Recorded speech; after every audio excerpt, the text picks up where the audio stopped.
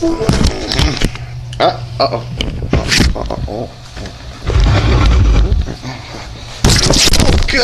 Oh, everything just got destroyed. Okay, I got it.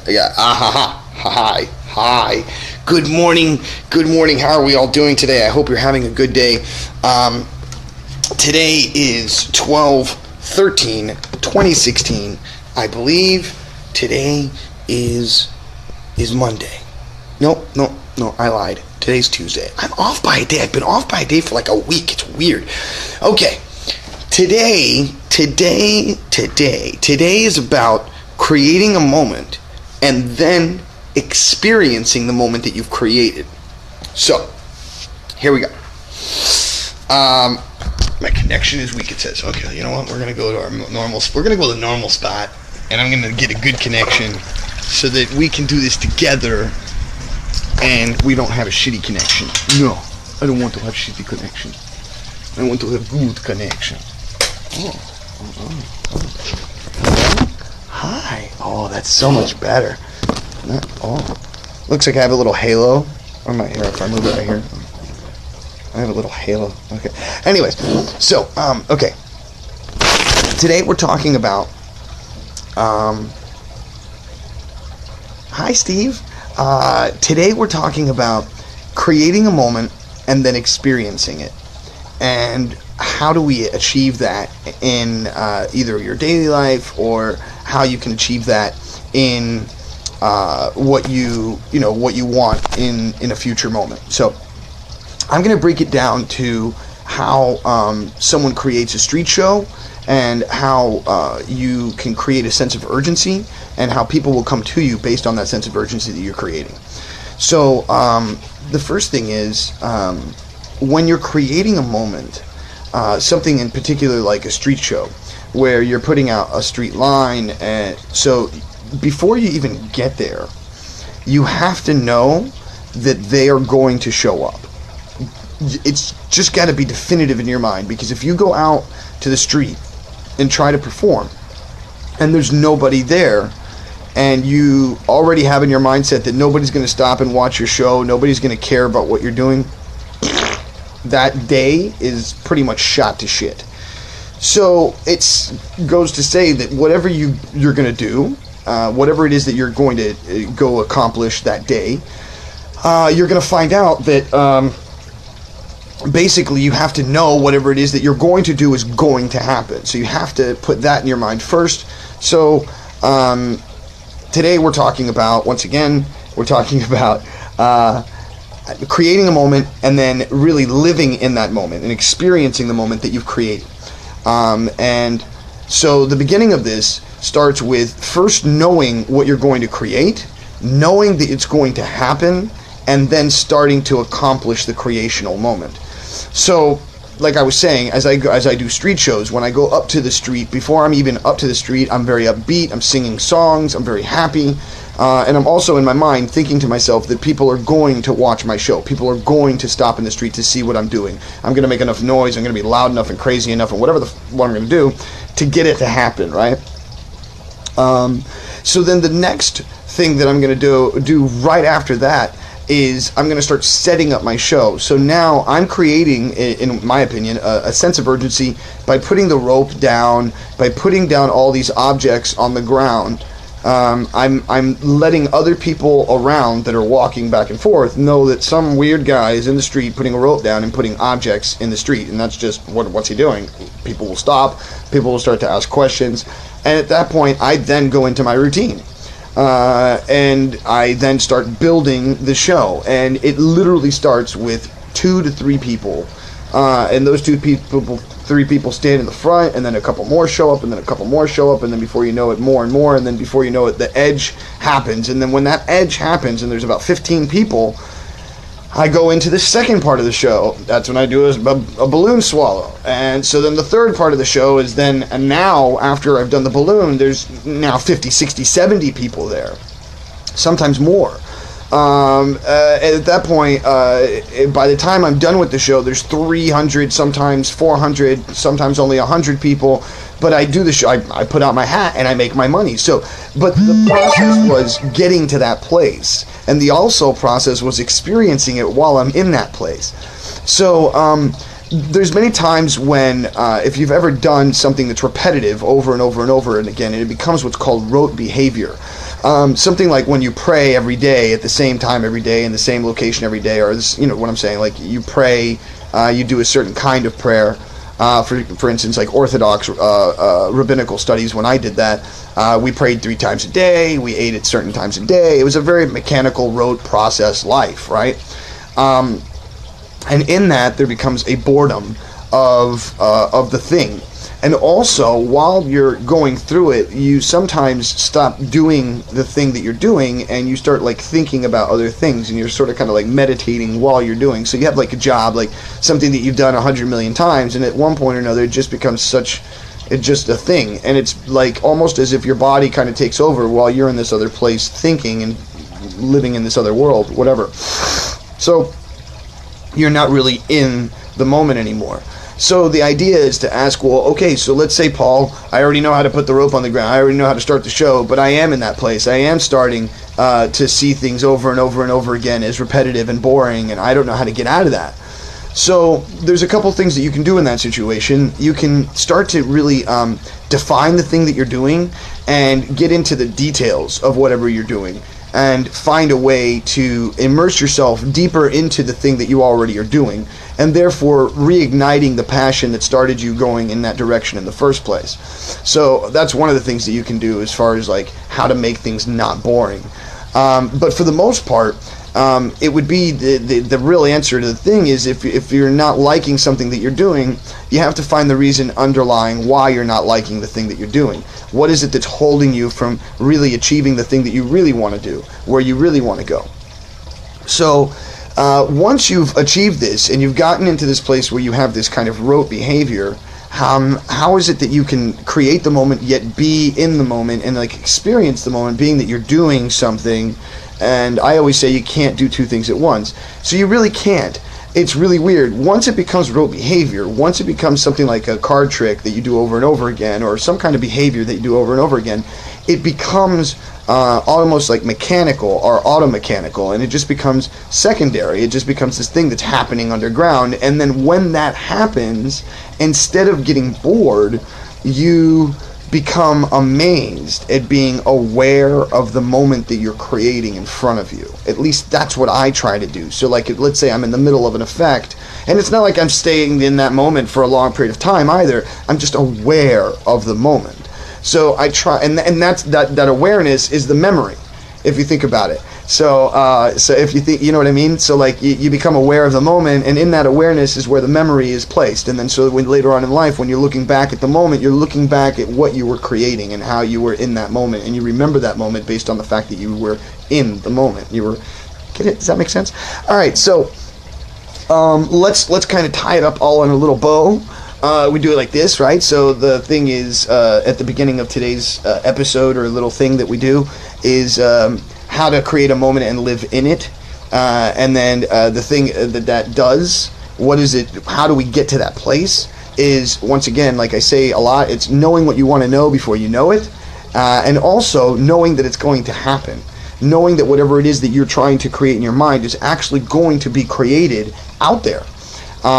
Because you're going to put your time, effort, and passion together to create that thing. And I said this yesterday. I said to people, like, I said something about if you have passion but you don't have talent and you keep doing your thing, I love you. And the reason for that is because you may not have your thing today, but if you keep that passion and you keep that time, that effective part of you that doesn't exist will start to get bigger and bigger. It may not be at the rate of a savant, where he comes out of his mother womb and blah, blah, blah, blah, he's playing the piano. That may not be you. Okay, but that guy who has a savant, he may have absolutely no passion whatsoever towards doing it, even though that's what he can do well and he can make money out of it. He might just be like, this is just what I do. I don't really like it, but I do it because it helps me survive. And there's other people who look at that and they're like, oh my God, you're so lucky. Oh my God, you could have all these things, and how can you not push harder with that thing that you're so good at? And it's like, I've tried to explain this before. If you're born in the desert and you've never had water before, the moment that you step out of the desert and you have water, just one droplet, it changes your existence. It makes you feel like, oh my God, life is different. Whereas if you've been drinking water your entire life and you never have an absence of water, even when you're in the desert, how do you know what it feels like to be thirsty? You never will. And that's the ultimate point, is what I'm trying to get at. So, you have to be thirsty to get what you want. You have to be thirsty to chase after that droplet, even if it's only a droplet of water. And then, when you only receive only a droplet, after all the work and hard effort and time and passion that you put into it, and all you get is a droplet, you have to be thankful for the droplet. Fucking sucks, right? So, we've learned life is hard, it's never fucking easy, it's never fair, and no matter how hard you work, doesn't determine if you're gonna get good shit out of it. Sorry. But here's the kicker. It doesn't matter. It doesn't matter, because all of the things that we just mentioned are things that are out here on that societal bubble that we've been talking about for a couple days. All of those things are the fears, the false evidence that it's appearing real in your life, the false evidence appearing real. Fear. Alright? So it's the fear from societal standards that tell you that you need to have a good home and that you need to have a good car, and if you're not driving that thing that you're not good enough. It's not you that wants those things. It's society that drives you to it, that pushes you to it. Like, oh, well, you're now a well-known artist, so why aren't you living in a $1 million house and driving a car and dating really hot chicks all the time? Because that's not important. What's important is taking care of your mother, maybe doing the best you can for your family and friends who are around you, making videos like this and inspiring people on a daily basis. Maybe that's the real important part. That's what's really the thing that we should be connecting to people around us who are maybe in a different mindset, that are maybe having ceremonies with plants and herbs from the earth that help you connect to yourself, that help you connect to the Mother Earth nature vibe, so that you can start to think of yourself as part of that nature and not separated from the tree of life, but instead intertwined and one with the thing that is the earth and the thing that is the tree of life. And with that, you start to really start to say to yourself, well, if I'm part of that tree of life, if I'm part of the whole existence of all, then I need to treat myself better. I need to do better for me. And I do better for me by giving better to you. If I can do better for myself, if I can give love to myself, if I can take care of myself, if I can feed myself better food, if I can start to work out, if I can stop smoking, if I can do better for me, then I'm doing better for you. And the more that I can do better for you, the more we can do better for everybody. And the idea, once again, isn't about the money, isn't about the fame, isn't about any of the bullshit.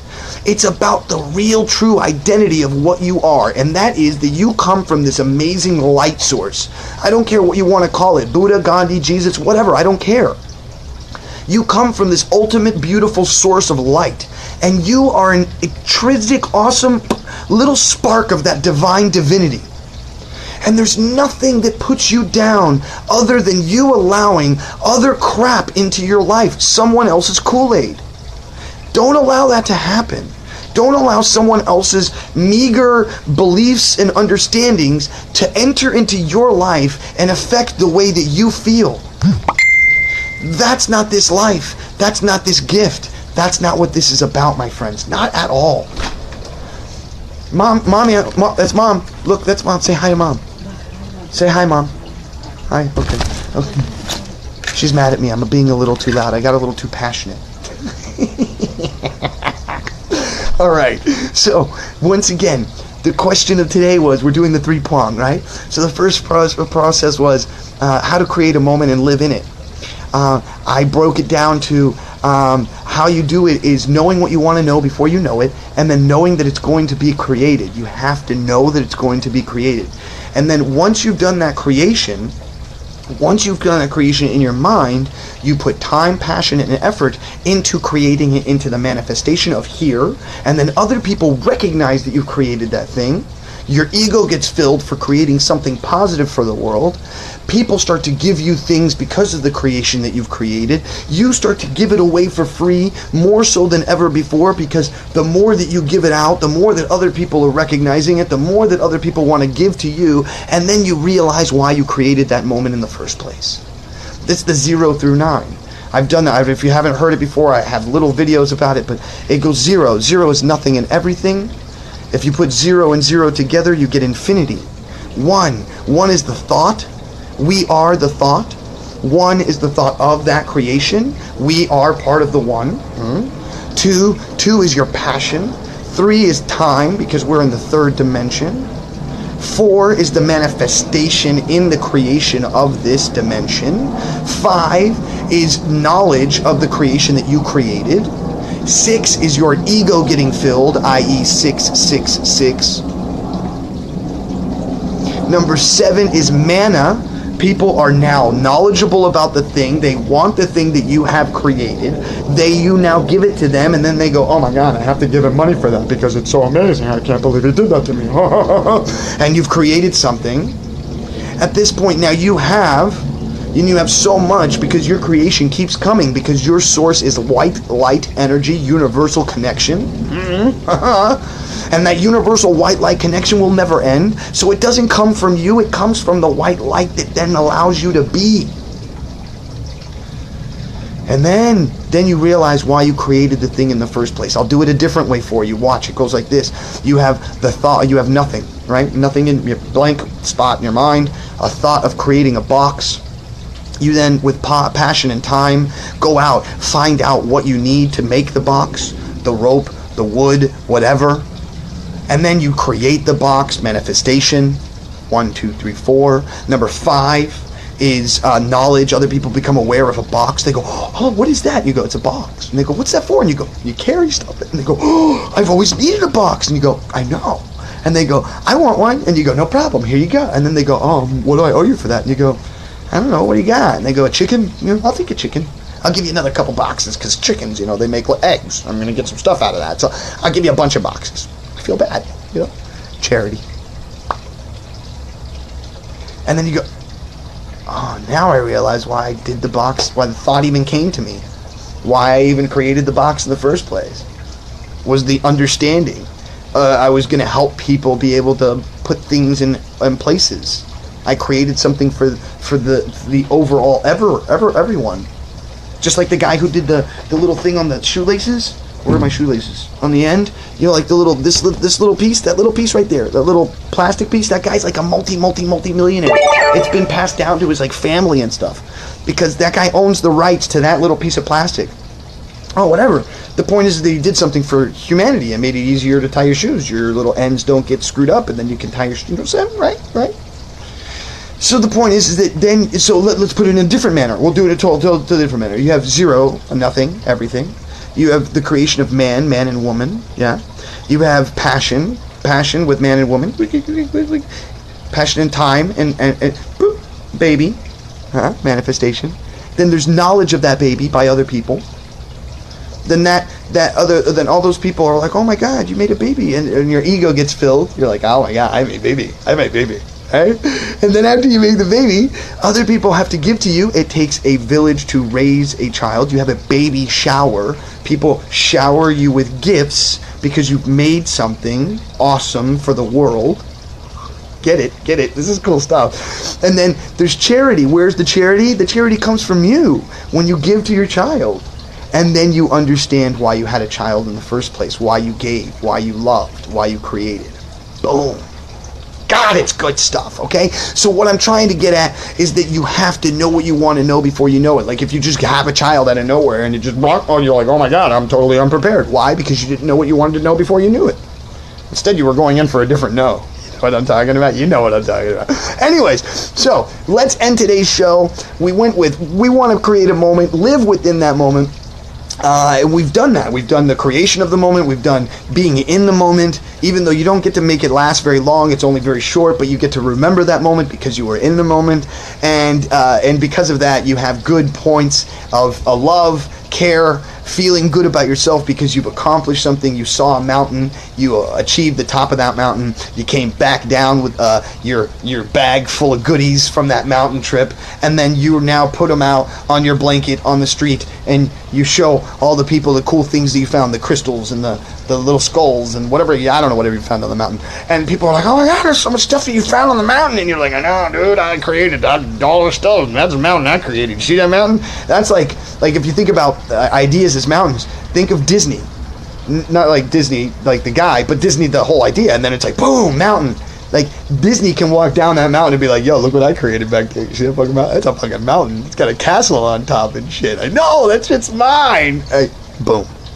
Because he knew what he wanted to know before he knew it. And he knew that it was going to be created. Okay?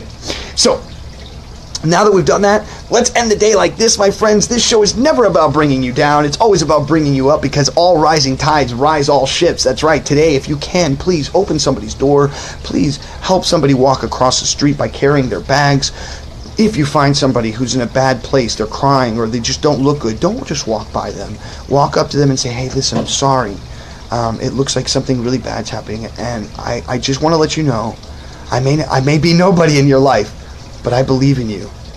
And then just walk away. That's all you have to do. You don't have to say anything else. You don't have to be there for them. Let them live in their moment, but just, okay? And if you can't do that because you have a social agoraphobia, or you just don't like people, I get it. Maybe today's that day where you're just upset with the world. I get it. It happens. My friends, do something for yourself today. Make yourself happy. Give yourself a nice shower. Maybe go buy yourself a candy bar. You don't have a lot of money. Maybe you could just go take a nice walk in nature and just enjoy being with Mother Earth. And if you find some trash, maybe take a trash bag. Maybe take a trash bag and go out into nature. Doesn't matter where, you're going to find trash. And go and pick up some trash. And if you don't want to touch it with your hands, then all you have to do is get a stick, long stick, and grab a nail, and then you put some rope around the nail, and then you tie that off, and you put some wax on it. And then you then go out into... You stab the trash, and you get angry at it. You get angry at the people. You're like, hey, motherfucker, fuck you for fucking putting trash on my earth.